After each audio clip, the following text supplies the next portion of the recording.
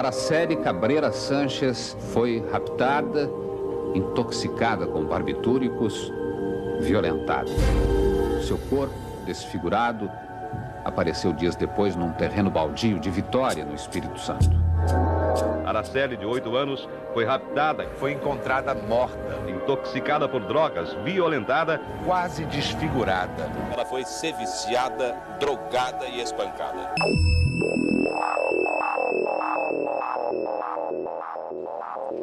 Interromper a vida na idade do sonho, da inocência, da brincadeira, já é algo brutal, que se torna ainda mais chocante quando o crime fica sem punição. Há mais de 4 décadas, uma menina de 8 anos foi drogada, violentada e depois morta brutalmente. O caso Araceli virou símbolo do combate a qualquer delito e desrespeito sexual infantil e inspirou a criação do Dia Nacional da luta contra o abuso e exploração sexual de crianças e adolescentes. Em 2014, Araceli completaria 50 anos. O Arquivo N lembra este crime que destroçou uma família e abalou o país inteiro. Quem vai nos ajudar a contar essa história tão cruel que nos anos 70 mobilizou a opinião pública é o autor deste livro, o jornalista José Louzeiro. Ele escreveu um romance e reportagem sobre a tragédia que o tempo não consegue apagar.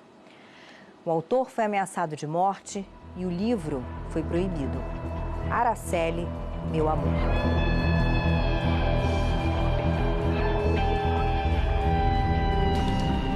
A Araceli era uma menina, assim, especial, muito educada. Ela só falava direito quando ela já conhecia a pessoa, muito quietinha e muito inteligente. Quando crescesse, queria ser professora.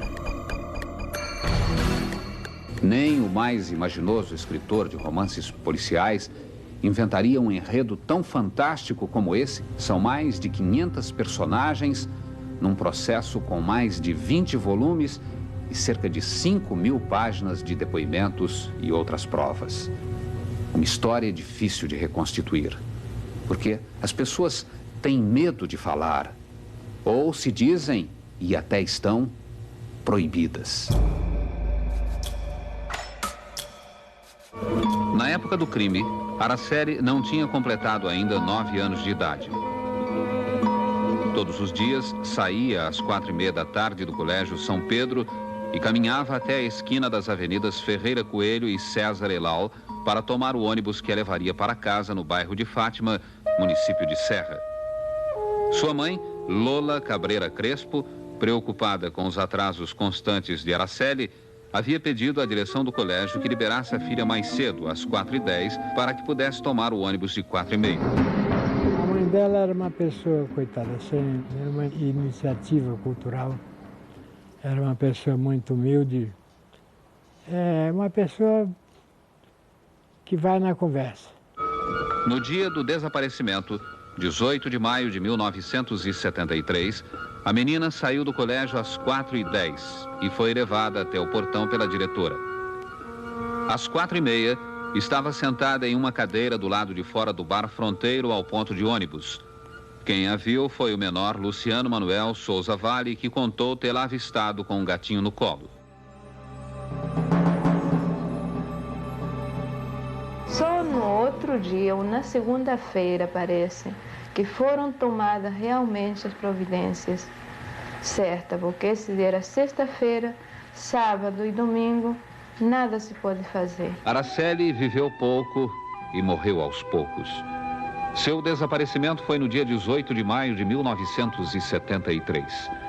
Durante alguns dias, a polícia, parapsicólogos e videntes garantiam que a menina estava viva.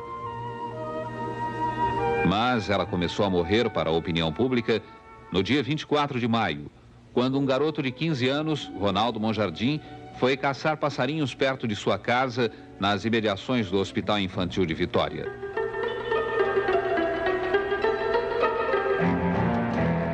O que você viu? Bom, de longe não estava dando para reconhecer. Eu cheguei mais perto, aí vi a mão dela e reconheci que era um corpo que estava aqui. Aí eu fui chamar o papai para ver. O que você disse pro teu pai? Falei que tinha Eu achava que era um corpo que estava aqui em cima, uma pessoa morta. Cheguei aqui no local e eu constatei que era o corpo de uma criança. Parcialmente devorado por animais, o corpo de Araceli foi levado para o Instituto Médico Legal de Vitória. A polícia teve de usar até peneiras para garimpar no local do achado dentes e outras partes.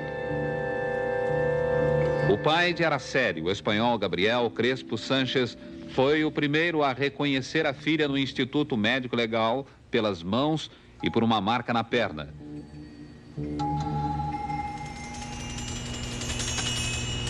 Chegou-se mais à conclusão, através das pesquisas, que ela foi submetida a uma intoxicação exógena por barbitúrico. E como a comprovação de manchas equimóticas praticadas intravitam foram evidenciadas através de provas histoquímicas de dosagem de ferro e de sangue, pôde-se concluir em definitivo que ela havia sido submetida a traumatismos em vida, portanto afastava-se a hipótese de suicídio ou de acidente. Havia sido com certeza homicídio. Nasce então o mais polêmico caso policial do Espírito Santo. O assunto vira notícia nacional.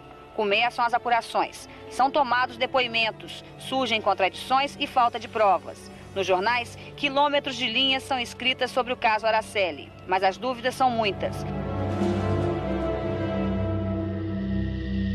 Dante Barros Michelini, de 52 anos, seu filho Dantinho, 23, e Paulo Elau, de 27, são os acusados pela morte, rapto, indução ao tóxico e ocultação do corpo da menina. Segundo a polícia, Araceli foi sequestrada por Paulo Elau na saída da escola e levada para este restaurante da família Michelini. Aqui, a menina teria ficado presa há alguns dias no sótão, sendo drogada e violentada por Elau e Dantinho, com a conivência do pai deste. Por causa do excesso de drogas, Araceli entrou em coma e foi levada para um hospital, onde já chegou morta. Depois, ainda dentro desta versão da polícia, Elau, Dante e Dantinho resolveram jogar o corpo num terreno perto do hospital e desfigurá-lo com ácido para dificultar a identificação.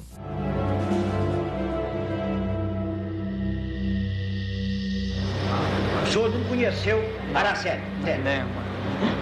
Nem o pai? Não. O Paulo Elau, uma pessoa com bastante cultura, uma formação educacional que o comum dos jovens da época dele não tinha, não. E ele sabia se conduzir, tinha educação. Ele não era um tolo.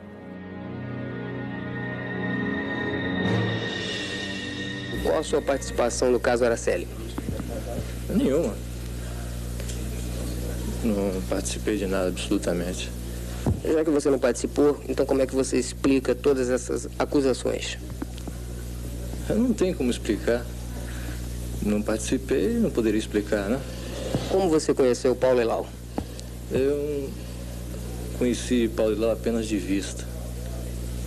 O relacionamento pessoal aconteceu aqui dentro da cela. O meu envolvimento no caso Araceli prende-se à amizade que eu tinha com alguns elementos da polícia e um jornal que noticiou que eu estaria sendo ouvido como suspeito do rapto. Embora esse jornal no dia seguinte tenha desmentido essa notícia, ficou aquela imagem.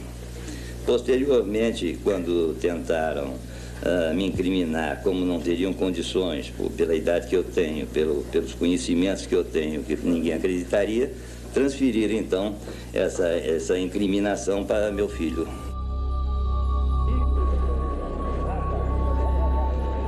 Os três acusados pertencem a duas das mais conhecidas famílias do Espírito Santo. Os Michelini estão entre os maiores proprietários de terras do estado, com interesses também na indústria e no comércio. Os Elau estão entre os maiores comerciantes, com grandes interesses na hotelaria e no ramo imobiliário. Jovens ricos, jamais alguém podia imaginar que tivesse envolvido com crimes como no caso Araceli, perfeito? E bastava uma palavra deles, os advogados se encarregavam de enfeitar e eles eram inocentes. O Dante Michelini, pai, pesa a acusação de haver mantido a menor em cárcere privado 2 dias no sótão do seu bar em Camburi. Contra os dois, o Elau e Dante Filho, pesa contra eles a acusação de haverem os dois ministrado a infeliz e desditosa menor substância tóxica, e haverem ainda, de maneira violenta, mantido congresso carnal com a infeliz menina. Segundo a denúncia, Dante tudo fez para dificultar, desviar e prejudicar as investigações policiais, valendo-se de suas ligações com algumas pessoas da cúpula da polícia, como o capitão Manuel Araújo. Em certa ocasião, chegou a apresentar um fragmento de tecido que seria da saia de Araceli e que ele afirmava haver sido desenterrado do quintal da casa de Fortunato Pitim, um jovem que morrera meses antes e que seria, então, o assassino de Araceli. Durante as intermináveis investigações do crime, aconteceu de tudo. Denúncias de subornos de policiais, de álibis forjados e até o assassinato de testemunhas. Nesse tempo, era tudo muito precário. A polícia, como personagem principal, no geral o protagonista, é que mandava e desmandava. Então, era muito difícil saber quem matou quem. Nestes 4 anos e meio, pelo menos mais 4 mortes foram, justa ou injustamente, relacionadas com este caso. A primeira dessas mortes foi a de Fortunato Pitim Neto, de 17 anos, que morreu no dia 24 de abril de 73, no mesmo dia em que foi encontrado o corpo da menina. O pai de Fortunato, Constantino Pitim, disse que nunca suspeitou de nada, até ser chamado por um delegado da Polícia Federal, Lincoln Almeida, que lhe teria dito que tentavam responsabilizar Fortunato pela morte de Araceli para inocentar Paulo Elau e Dantinho Michelini. Essas diligências visariam confundir a polícia e afastá-la do rumo certo. A segunda morte foi a de Jorge de Barros Michelini, irmão de Dante e tio de Dantinho Michelini. Jorge, que também chegou a participar de diligências policiais, teria sido visto várias vezes em companhia de Dona Lola, mãe de Araceli, no bar franciscano. As outras 2 mortes são as do sargento da Polícia Militar José Homero Dias e do traficante de tóxicos José Paulo de Souza, mais conhecido como Paulinho Bocanegra. O sargento Homero, que era do serviço secreto da PM, participava das investigações sobre a morte de Araceli até o dia em que recebeu ordem para prender Bocanegra e outro marginal, Capetinha, na Ilha do Príncipe. Não, ele às vezes chegava em casa assim, revoltado com o fato da criança ter desaparecido e que não aparecia o devido, o cujo criminoso, entendeu? Só achava assim, às vezes ele falasse um pouco, aqui na terra, o que mandava era o dinheiro. O que mais? Ele fazia referência a pessoas de alta sociedade? Ele só dizia que tinha gente grande envolvida nisso. A senhora achava que ele já tinha descoberto os criminosos?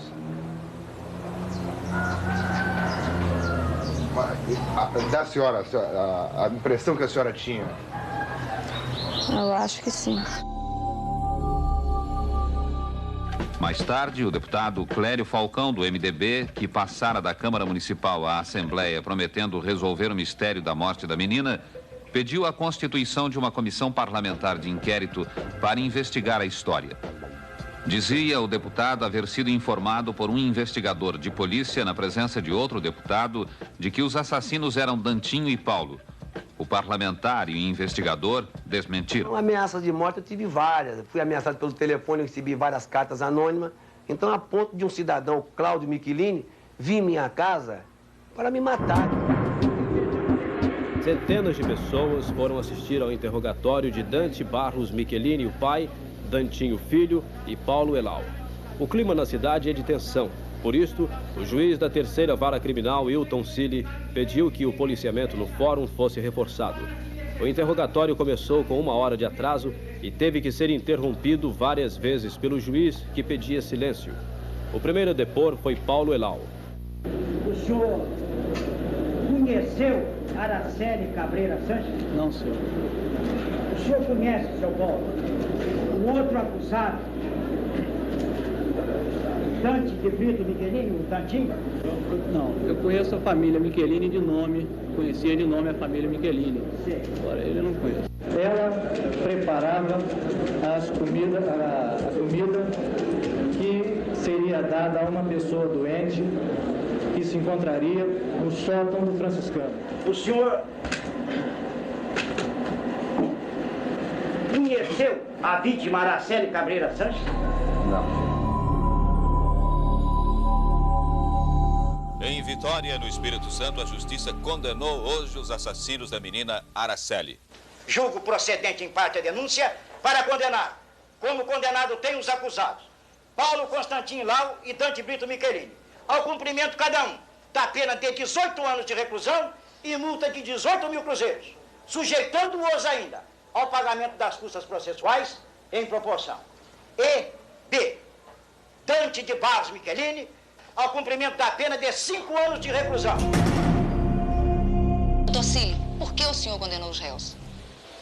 Provada a materialidade e a autoria, através não só da farta prova testemunhal, mas também, sobretudo, da prova indiciária, que é chamada prova artificial, indireta ou circunstancial. Baseado em indícios? Baseado em indícios veementes, graves, sérios, e em perfeita sintonia de causa e efeito com o fato principal. E no caso de recurso pela defesa, o senhor acredita que o tribunal manterá a sentença? Bem, isso, cada cabeça uma sentença. Lá é um outro juízo. E pela lei orgânica da magistratura nacional, nenhum juiz pode manifestar sua opinião sobre qualquer processo pendente de julgamento seu ou de um colega qualquer. O senhor os condenou hoje cedo, mas eles ainda estão em liberdade. Por quê? Foi aplicada a lei Fleury? Perfeitamente. Eu facultei aos réus o benefício previsto no artigo 594 do Código de Processo Penal, que diz o seguinte: os réus, para apelarem, terão que recolher-se à prisão, salvo, isto é, exceto, se forem primários e tiverem bons antecedentes. Ora, a primariedade defluiu do bojo dos autos. As folhas penais deles não registraram quaisquer antecedentes judiciários. E os antecedentes, os informes dos autos, em grande parte não lhes desfavoreceram, de maneira que eu concedi a eles esse benefício legal. Uma pergunta que está todo mundo fazendo é por que um crime tão bárbaro foi julgado em juízo singular e não por um júri popular? Pelo seguinte, porque ele foi denunciado, os réus foram denunciados como incurso nas sanções previstas no artigo 219, combinado com 222, 223, parágrafo único, 224, letra A, e 226, inciso 1º. Isso quer dizer o seguinte: o crime de rapto qualificado pelo resultado morte.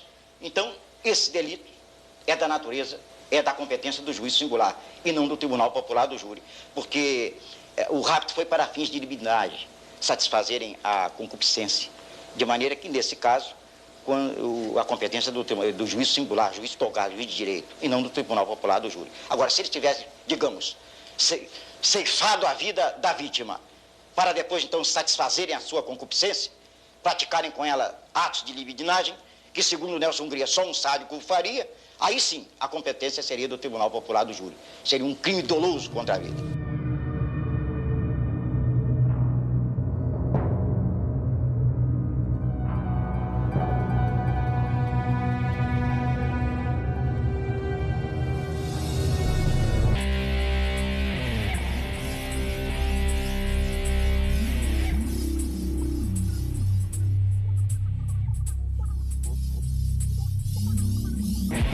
Passados 18 anos, o caso volta às manchetes.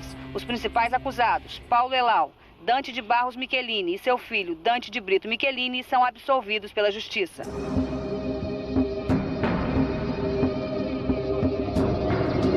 A sentença tem 747 páginas e o juiz concluiu que absolveu os 3 por não existir nos autos prova alguma contra os acusados. Dr. Paulo Copolilo não quis gravar entrevistas por motivos de segurança. Ele explicou reservadamente que levou 4 anos estudando o processo e escrevendo a sentença. O juiz explicou para a imprensa que Araceli provavelmente foi vítima de um crime sexual simples, no qual usaram uma provável dose excessiva de barbitúrico. Estes 29 volumes sobre o assassinato da menor Araceli poderão ser arquivados caso nenhum membro do Ministério Público recorra ao Tribunal de Justiça contra a sentença de Dr. Copolilo. Não está agradecido, não? essa fagulha divina que iluminou o nosso juiz, né? Mas todo mundo sabe do peso, né, que continua ainda, né, das críticas, né, que ainda continuam a ser feitas, das ofensas, das agressões. Até minhas netas são agredidas no colégio quando há qualquer desavença colegial pelas suas colegas, citando o famoso caso Araceli. Nos últimos 18 anos, o caso Araceli foi a pedra no sapato da polícia e da justiça do Espírito Santo. A opinião pública sempre acompanhou tudo muito de perto e com muito interesse. A imprensa também teve papel marcante. Mas apesar de tudo que foi escrito, de tudo que foi dito e da recente decisão da justiça de absolver os principais acusados, duas dúvidas ainda ficam no ar. Quem matou Araceli e por que matou? O jornal hoje destaca o Dia Nacional de Luta contra o Abuso e Exploração Sexual de Crianças e Adolescentes. O 18 de maio foi escolhido por ter sido nesta data, há 36 anos, no Espírito Santo, que Araceli não voltou da escola. O crime prescreveu e ninguém foi punido, assim como acontece com tantas crianças que têm a infância roubada em nosso país. E o tempo se passou e, na verdade, hoje se pergunta, pode-se acusar pelos crimes que praticaram? Meio difícil. Você vai acusar baseado em quê?